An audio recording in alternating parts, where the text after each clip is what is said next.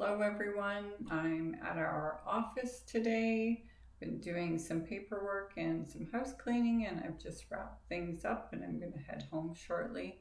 So I thought I would do a quick video before I go. And I just wanted to talk to you guys about how do you know whether or not you are fat adapted.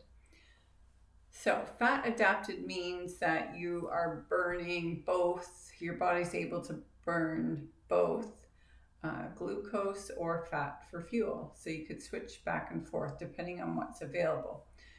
So your body will burn glucose first before tapping into fat stores.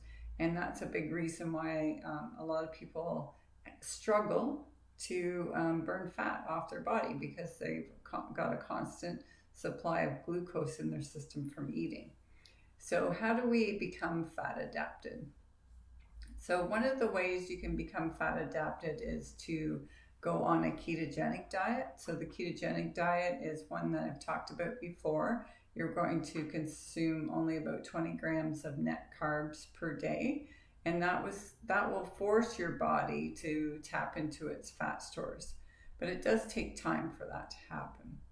The other way that you can help your metabolic health and teach your body to be a fat burner is through fasting.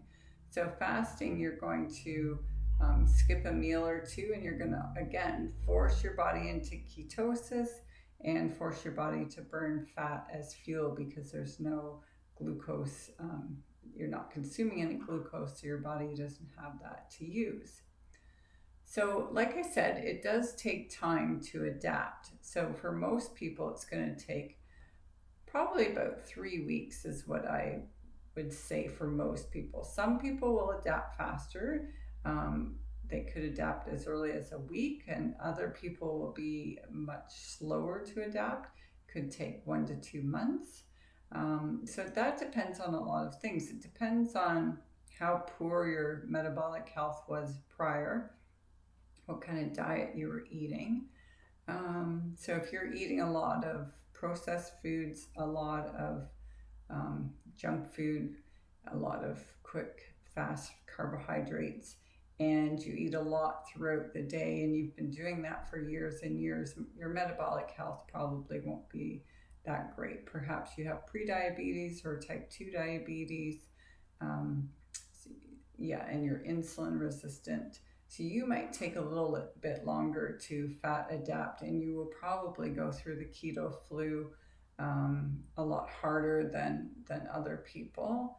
So if you've been eating a relatively healthy diet, a lot of whole foods and not a lot of processed foods and not a lot of carbohydrates, and you work out and you're not snacking and eating constantly throughout the day, you might fat adapt much easier and have an easier time adapting to either fasting or the ketogenic diet.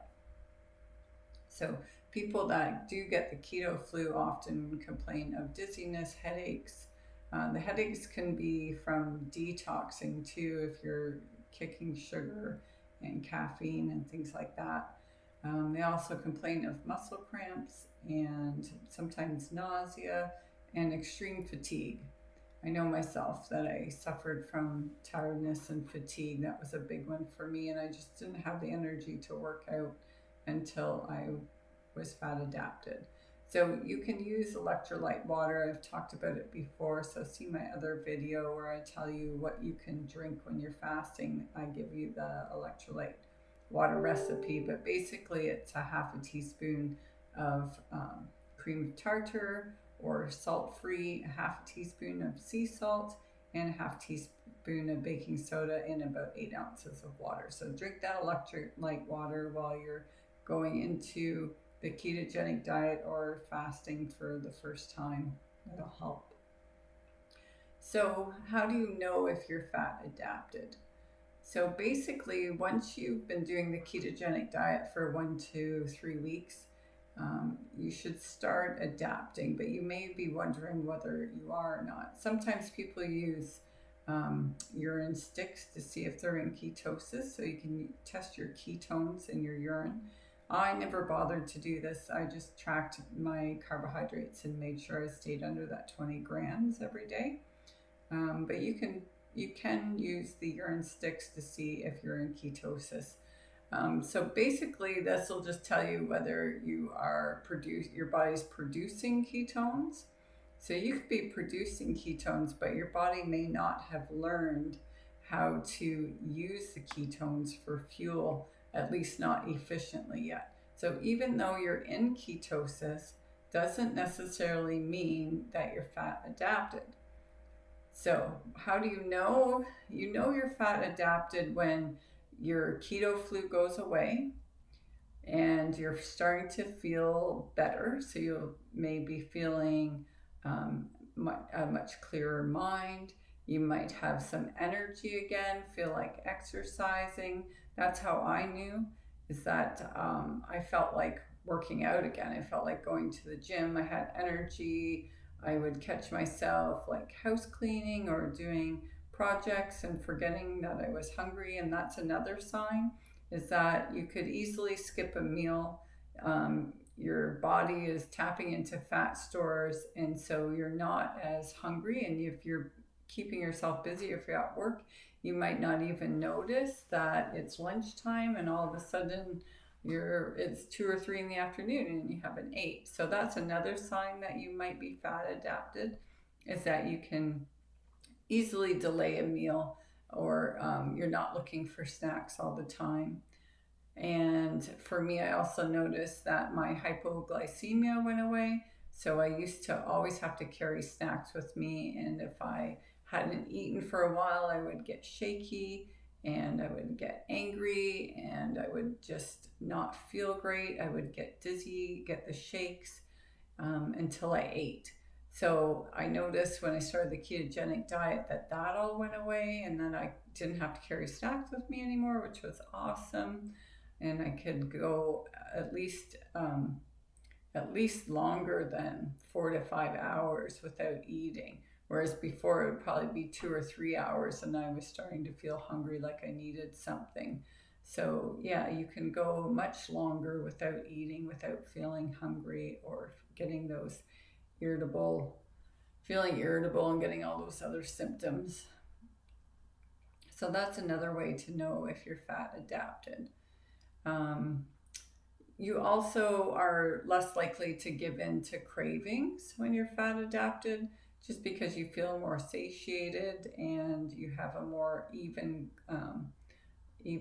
glucose throughout the day. So you're not getting those highs and lows anymore. And I think when you're eating a standard American diet, and if you've eaten a lot of processed carbs, I think we've all experienced like the Chinese food buffet, where you go and you eat your stuff, but then like an hour later you're hungry again. You could eat. And I think just this drop in blood sugar sometimes makes you crave sugary foods and you want more and more. But I noticed after being on the ketogenic diet that those cravings, not to say that I never get a craving for something, but those cravings went away, those sugar cravings that were constant before. And if I was out somewhere or at the office and someone brought in donuts before the ketogenic diet, I would have like been all over them, wouldn't been able to resist. I had quite the sweet tooth. But now I could take it or leave it. I don't eat any processed foods or carbohydrates or junk food hardly ever at all anymore, and I just don't really crave it. If I did crave it and I wanted it, I would help myself to it. But on a daily basis, I just really don't crave it anymore, which is really nice. I feel bad for people that are still eating that standard American diet, but they're trying to shed weight.